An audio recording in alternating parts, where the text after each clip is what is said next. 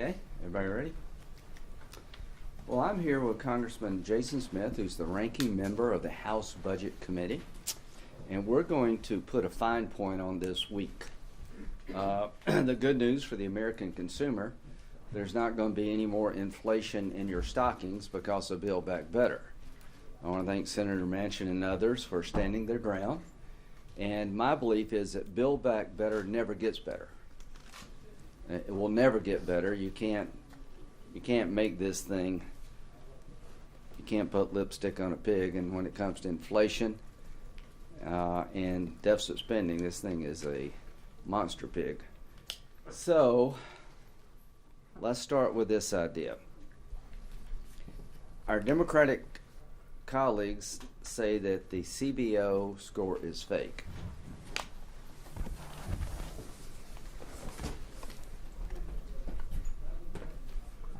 And she's growing on me, by the way. I think she does a good job.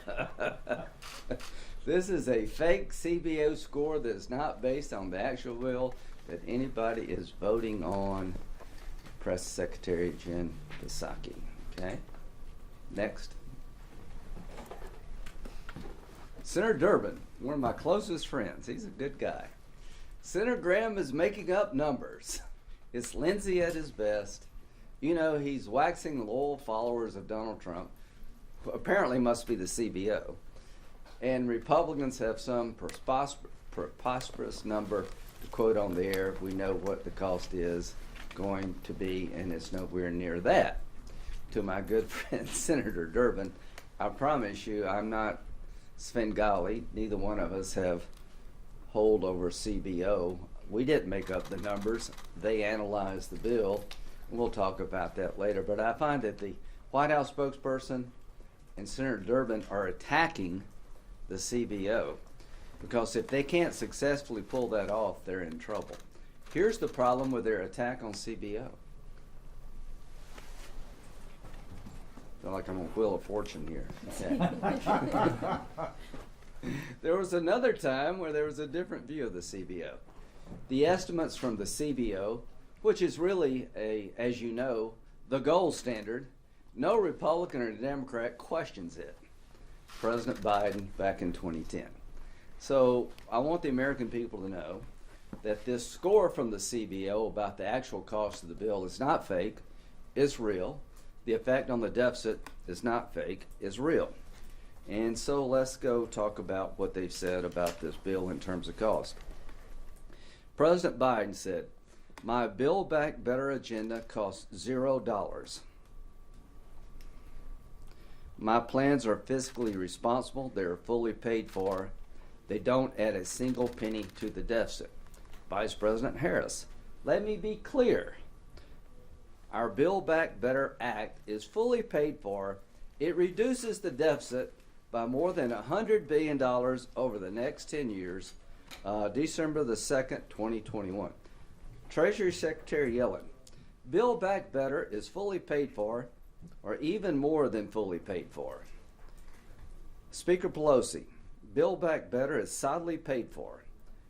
Senator Sanders, Bernie Sanders, the reconciliation bill is paid for in its entirety. It will not have an impact on inflation. White House Chief of Staff Ron Klein, this package adds nothing to the debt. Nothing to the debt. Well, all lies. It is not paid for, and if you don't believe me, let's look at what CBO said.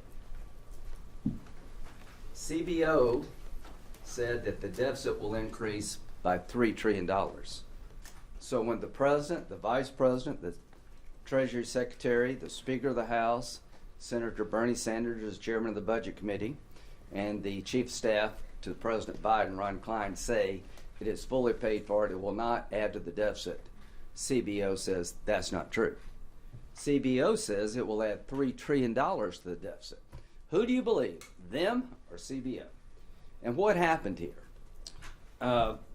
Jason and myself asked the Congressional Budget Office to score Build Back Better, assuming that the 17 programs with a sunset clause would actually stay in being for 10 years, which is reality. Ronald Reagan said the closest thing to immortality on earth is a government program. So we all know that these spending programs Democrats are trying to put in Build Back Better, they don't want them to go away. And if history's any judge, they won't go away. So when the CBO looked at these programs being spending for 10 years, not 1, 2, or 3 years, it went to $4.9 trillion. The $1.75 trillion number is a result of budget gimmicks. They artificially limit the length of the programs to get the number to $1.75 trillion over 10. If you do away with the gimmicks, and Joe Manchin said, let's look at what Joe Manchin said. Do we have that quote? And this is one of the reasons that we decided to ask CBO to look at the bill. What I see are shell games and budget gimmicks that make the real cost of this so-called $1.75 trillion bill estimate to be twice as high if the programs are extended or made permanent. That is a recipe for economic crisis. None of us should ever misrepresent to the American people what the real cost of the legislation is. So to my Democratic colleagues, you have been misrepresenting to the American people the real cost of this bill, and CBO scored the bill without gimmicks, and it went from, put it back, 1.75 to almost $5 trillion. It is not paid for. Without gimmicks, it adds $3 trillion to the deficit. So I think Build Back Better is dead, not for just 2021, but forever. If my Democratic colleagues who have been talking about what they won't do hold firm. If you really don't want to vote for a bill that adds to the deficit, then you can't vote for Build Back Better. If you don't want to vote for a bill full of gimmicks, you cannot vote for Build Back Better. If you try to raise taxes to pay for the $3 trillion deficit spending, then you're going to have to massively increase taxes on an economy that doesn't need any more tax increases. $5 trillion is the true cost because these programs never go away. I can't think of a worse recipe for inflation than passing a bill that would spend $5 trillion. Build Back Better declares war on fossil fuels. The Green New Deal component of Build Back Better will increase gas prices, I think, by $1 a gallon at a time when it's hurting working people already. So Build Back Better, when it comes to child care, collapses child care as we know it. It makes it hard for the private sector to stay in the child care business. It mandates increased cost, and it virtually is impossible for religious institutions to participate in the child care program drafted by Build Back Better. So they're talking $12,000 to $13,000 additional cost to the consumer from child care because they replaced the private sector with government-run child care. This bill is inflationary. This bill blows a $3 trillion hole in already a growing deficit. It is not paid for. This bill is twice the cost being advertised. This bill does not pass scrutiny. And it's not me saying that. It's the Congressional Budget Office that used to be the gold standard. What have I learned? If a policy or a rule gets in the way of the liberal agenda, it will be shredded. Senator Warren is calling for packing the court because she doesn't like the makeup of the court. Democrats are talking about eliminating the Electoral College because it gets in the way of them winning. Talking about adding 2 new states because the 50 states we have is not enough, apparently, to deliver the liberal agenda they're all hoping and praying for. Now it's the CBO. The CBO went from the gold standard to fake, not because of any change at the CBO, because of the change in Joe Biden. The Joe Biden of 2010 doesn't exist. The Democratic Party of just a few years ago doesn't exist. These folks are on a mission to grow this government, to replace the private sector everywhere they can, and they see this as their last best chance. They're acting as if there's a mandate for all this. There's not. This is a 50-50 Senate. The only thing between the American public and an inflation bomb called Build Back Better an unpaid for bill that adds $3 trillion to the deficit is a handful of Democratic senators. And here's what I would tell my Democratic colleagues. The public is with you. West Virginia is with you. It is not only time to have a timeout on this bill. It's the time to bury this bill. This bill doesn't get better over time. There are some provisions in this bill that maybe we could have a bipartisan agreement on once inflation calms down and cools down. I don't mind having that discussion, but right now is not the time to add any more federal spending, growing the government, and creating a problem for inflation. So I'm hoping that the highest inflation rate in 40 years, combined with a CBO score, will stop the madness. That come back next year and let's focus on two things: lowering inflation and rebuilding the supply chain, rather than expanding the government in a way that will do more harm than good. Congressman Smith has been an indispensable partner in getting the CBO to score the bill without gimmicks, and I will now turn it over to him, and I appreciate all your leadership in the House. I want to thank Senator Graham for your partnership on getting the real score of the Build Back Better. We've heard a lot of conversation from the White House, Joe Biden's White House, Speaker Pelosi, and they've just not been honest with the American people. They've not been honest with the members of Congress. They originally started out with a $3.5 trillion piece of legislation, and then they needed to scale it down to $1.75 trillion on paper. But we knew with the budget gimmicks what they were doing, that they were just changing sunsets. They weren't phasing out any programs. And when you ask them, do you not want to make these various programs permanent? No, we want to make them permanent. In fact, the White House has said they want all provisions of the Build Back Better bill to be permanent. And so that's why Senator Graham and I asked CBO to score what they are telling the American people that they're passing. And as you can see, it's the largest spending bill in the history of the United States at $5 trillion. It adds $3 trillion to the debt. $3 trillion. And just this past week, the numbers came out that we are facing the highest inflation in 40 years. When you talk to the people back home who I represent in Missouri, they're struggling to put food on their table or clothes on their backs or gasoline in their cars. They care about those prices at the supermarket. And this administration and members of Congress on the Democrat side have said that inflation is only transitory until just this past week. The White House will now say that inflation is not transitory. The Federal Reserve even says inflation is not transitory. So we need to focus on inflation. The cure to inflation is not to spin your way out of inflation. And that's what $5 trillion of new money does. The CBO score on Friday came back with several provisions I think you should look at. One, the House Democrats said the child tax credit would cost $185 billion. The CBO score on Friday says it cost $1.6 trillion. $1.6 trillion. The CBO score on Friday also said that pre-K will cost $750 billion. But the House Democrats under the Build Back Better bill, they say it cost less than half of that.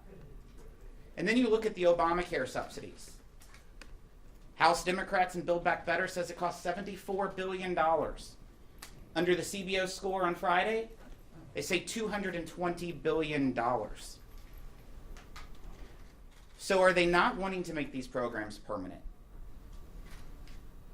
Are they wanting them to sunset? Or are they just creating a fiscal cliff? Are they creating a poverty trap for the people of America, where that they get these programs and in a year they no longer have them? To me, it sounds like that they have two choices that they're either doing. They're either pulling the rug out from underneath the American public, or they're pulling the wool over the eyes of the American public. One or the other, we're going to have to know about. You know, people try to refer to this bill as the Build Back Better bill. Over on the House side, we refer to it to a couple different other Bs. This bill, as I said, bankrupts the economy. It's the largest spending bill in the history of the United States. It's the largest tax increase in the history of the United States. And it will add $3 trillion to the deficit, clearly bankrupting the economy. The second largest provision in this piece of legislation is a tax cut for the wealthiest of millionaires, the state and local tax deduction. It cost over $280 billion. That's their second largest provision. If you make $20 million, you get taxpayer paid family leave. If you make $500,000, you get thousands of dollars in electric vehicle subsidies for luxury cars. It benefits the wealthy. And as Senator Graham said, it adds numerous new programs to the federal government. The CBO score that came out Friday is talking about the 17 additional programs. This bill that passed the House of Representatives adds over 150 new federal programs. So it builds the Washington machine. As I said, this bill bankrupts the economy, it benefits the wealthy, and it builds the Washington machine. It is not too late. It is not too late for Speaker Pelosi to revisit this bill. In fact, she's not even sent it over to the Senate. She needs her members to vote under the true transparency of this bill, of what's accurate, and not under misrepresentation. Happy to yield back to the Senator. Questions? Senator Graham, Yes, sir. part of the reason the child tax credit scored at 1.6 trillion last week is the expiration of the Tax Cuts and Jobs Act provision December. in 25, yeah, which results from your own budget gimmick that is identical to the one Democrats are using. So isn't that kind of funny? What? No, I don't think it's funny at all. The Democratic tax credit, I'm willing to talk to them about how you could help working people with a tax credit. Joe Manchin doesn't like this provision. That doesn't mean he's against tax credit. But Exhibit A is to the lie here, is that they're pushing Joe, if you don't vote for Build Back Better, the tax credit goes away in December. Under the bill, it lasts for one more year. So what are they going to say at the end of that year? Joe, we need to extend it. If you extend the Democratic child tax credit for 10 years, it's $1.6 trillion. Count me in for trying to help families who are working with child tax credits, not this way. This is Exhibit A of how phony this whole process is. On child Senator tax Graham. credit. Yeah. Did you want to do a follow-up? No, go ahead. You go ahead, I'll come back to me. Yeah. Would you agree that the budget process needs to be reformed here? Because it seems that when it's convenient, you set expiration dates so that bills can come in within budget. It turns out that those expiration dates are really transitory Yeah. because you have So, to make the bill fit the costs. And this is going to go on. You now have a $29 trillion national debt. Yeah. This bill would raise it to, what, 33 or more. This kind of politics and budgeting seems unstoppable. Well, the way to stop it is have the CBO score it and make an informed decision. If the American people want to support a $5 trillion bill, they need to be told it's $5 trillion. It's the largest spending bill in the history of the country. And they're trying to mask it to be 1.75 trillion when it's actually 5. Tax cuts. In 2017, we passed tax cuts. We as Republicans believe giving people back their money is a good thing. This bill takes more money out of the economy. It grows the government. I think will be incredibly inflationary. As to tax cut scores, you can't score beyond the 10-year window. We believe that cutting taxes stimulates the economy over time. You'll create more jobs, but the CBO is set up that you can't go beyond the 10-year window. So in 2017, I think cutting taxes jump-started the economy. We were doing very well into COVID. We've got the vaccine now, and hopefully we can get our footing with a new variant and keep the economy open. So what they have done here is they're lying to the American people about three things. The cost of the bill. By sunsetting these programs, and some of them there may be bipartisan support for, they've artificially reduced the cost, and they should vote again in the House based on the reality of the cost. They say it doesn't cost a penny. Read my lips. It costs $3 trillion. I don't know how many pennies that is. So quit the games, quit the gimmicks. And that's not me saying that. That is Senator Manchin. So when you stop the games, the shell games and the gimmicks, this bill, I think, is dead forever, or should be. But it just, can I talk No, about, no, you no, sunset no. tax cuts before So I 10 had years. a question about the revenue gains here. Does this score here include any of the anticipated revenue gains? And also, how hard is it to anticipate those, because you're collecting revenue from programs you haven't even implemented yet? If the CBO wants to supplement how this bill generates revenue, that's great. Apparently, they feel comfortable saying, with all the revenue components, is $3 trillion in deficit spending. But if you're going to raise a bunch more revenue, I'd like to know where it comes from. Who's going to pay? Where does the revenue come from? So I think they looked at the bill in terms of revenue generation, spending programs, in light of the fact they won't go away. And the reason Jason and I did that is that when you take the lie off the table that these programs go away, it doubles in cost. When you look at the effect of the deficit, including revenue in the bill, it has a $3 trillion unpaid for component. So this does include revenue? It's Yes. the same, okay. Yes.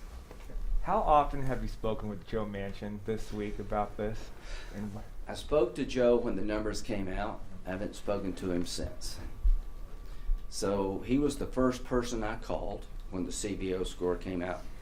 And let's show the chart of the other groups who did this. The Wharton School of Business looked at the cost of Build Back Better, assuming the programs did not sunset before CBO. And they found $4.6 trillion to be the true cost.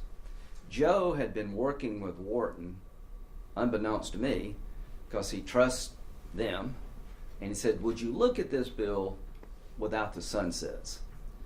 Then we got the Committee for Responsible Federal Budget that is sort of seen by both parties as Maya McGinnis's group as being honest brokers.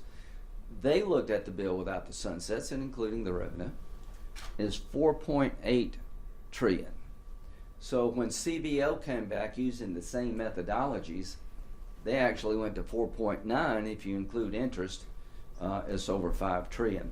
So when you say CBO is fake, you have to believe that Wharton School of Business is fake, that Maya McGinnis's Committee for Responsible Federal Budget is fake. I don't think Senator Manchin believes this is fake. So that'd be a good question. Joe, do you think the CBO score is fake? Do you think Wharton was fake? Do you think the Committee for Responsible Federal Budget is fake? Do you believe this bill is paid for? I think he would say no. So my conversations with him were short, but he was stunned that CBO would actually not only be in the ballpark, be a little bit higher. When it comes to the deficit, Wharton had 2.6, Committee for Responsible Federal Budget had 2.8, the CBO had 3 trillion. So I think what's happened here is that Joe is convinced he was right about the true cost of the bill. I think with the inflation numbers that came out Friday, and Larry Summers and others saying this is not transitory, that Senator Manchin is going to be a hard sell when it comes to voting for a bill that would be the largest bill in the history of the United States in terms of spending at a time of rampant inflation. But he will continue, I'm sure, to try to find some middle ground. There is no middle ground, I think, for Build Back Better. There may be some middle ground for some of the provisions that we can look at that we believe not to be inflationary, that can be rewritten in a fashion to do a better job. Yes, sir. It sounds like you might be alluding to a bipartisan deal on a standalone child tax credit bill, because Democrats are talking about moving something, since Build Back Better might not be done in time for the January payment. So what would you accept a bill like that? Would you insist on big I changes? think that's a good discussion to have. I think both parties have been interested in helping working people with child care expenses, but not $1.6 trillion over 10 years, not the way they wrote it.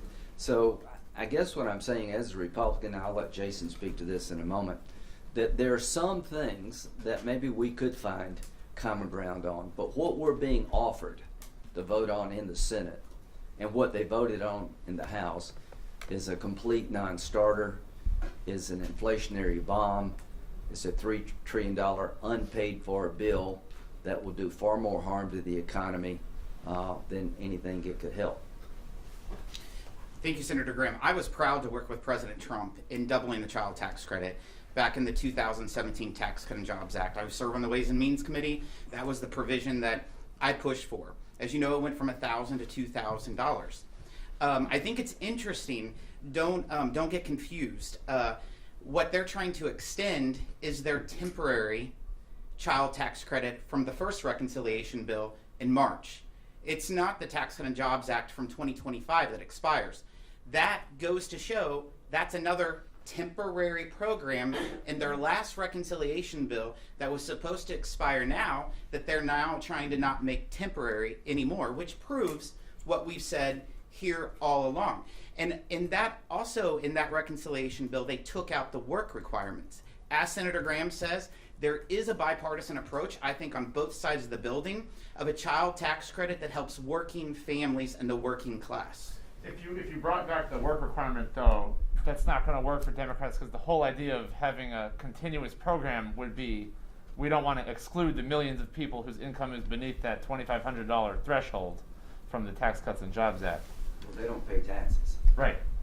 That's why Okay. we Just checking.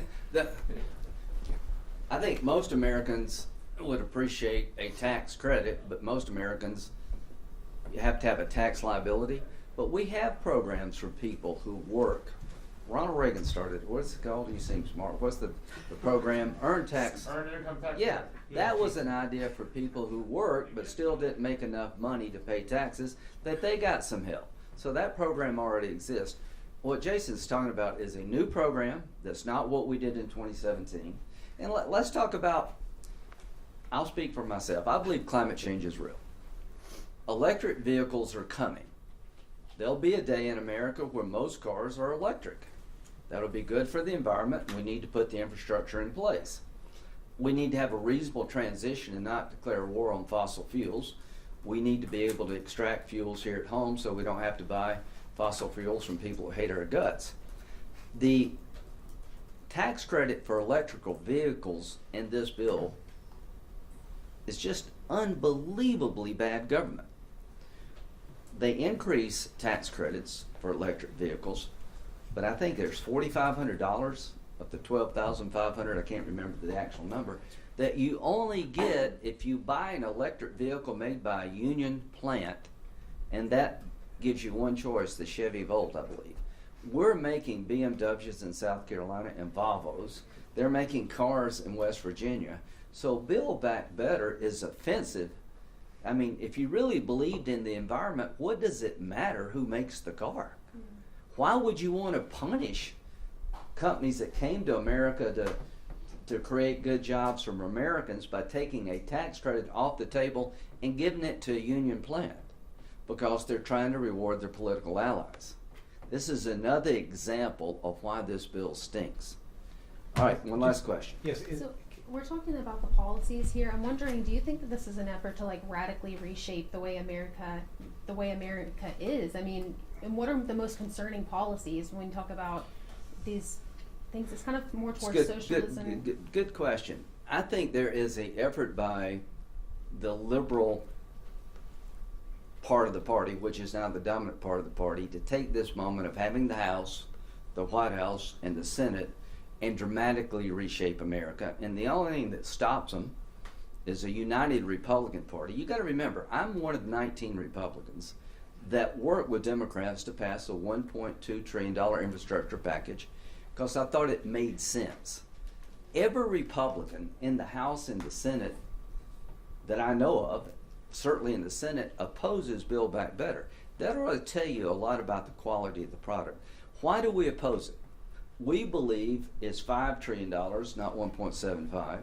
We believe these programs are going to do more harm than good, grow the government, march us towards socialism. If you have a child in a religious daycare setting, the child care component of this bill is not going to be available to these organizations because of the regulations. They're going to mandate higher wages, which in turn will increase costs for the consumers, and they're going to put a lot of people out of business. It's an effort to take over child care as they want to do with health care. So yes, this is a road to socialism approach. And the Democratic Party is openly talking now about packing the court because they don't like the fact that the court is more conservative than they would like. Well, the way you fix that problem is you win elections. I have voted for Sotomayor and Kagan. I voted for just about everybody. But I'm never going to support expanding the court because that is the end of the court. Because when we get in charge, will we expand it yet again? So they're willing to do a lot of damage to the structure of America, and we need to stop them. And this is a fight worth having. If this bill ever became law, there is no turning back. Just on the child tax credit, is it too late in the year now to find some way to keep the child tax credit alive into January? There's the child tax credit we're talking about doesn't need to be extended. There's a bipartisan proposal that could be worked upon to help people who work with child tax credits. I would just follow on to your comment and your question in the last. This bill, in my opinion, is all about more command and control on the lives of working class Americans. Americans are facing numerous crises, whether it's the border crisis, whether it's the inflation crisis, whether it's the energy crisis, whether it's a leadership crisis in the Oval Office. They're facing all kinds of crises, and this piece of legislation only makes it work. In this bill alone, there's over $300 billion to push people not to work. And we have help wanted signs all across America. We cannot find enough people. We have a supply chain crisis. And so this is the last thing that we need is for this administration, for the Washington Democrats to push this legislation to make working class Americans' lives even worse. Which Thank part you. of the We got it wrong. Thank you very Thank much. you. Appreciate it.